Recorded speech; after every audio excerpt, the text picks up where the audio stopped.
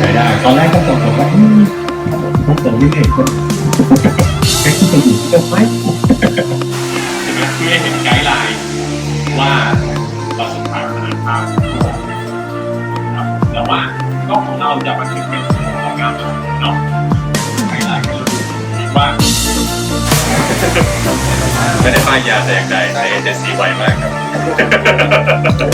ผมก็จะจับอย่างนี้เนาะกล้องจะบูมครับปิดจอได้6,600 เปิดระบบนั้นไปเลยจบ